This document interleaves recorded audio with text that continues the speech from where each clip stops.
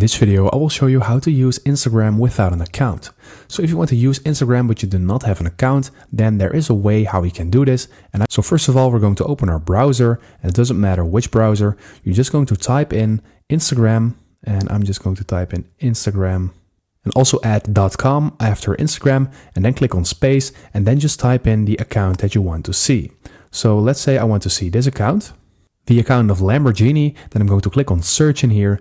So I see Lamborghini in here, and I'm going to hold my finger on this because I'm going to make sure that I'm going to open this in a new tab.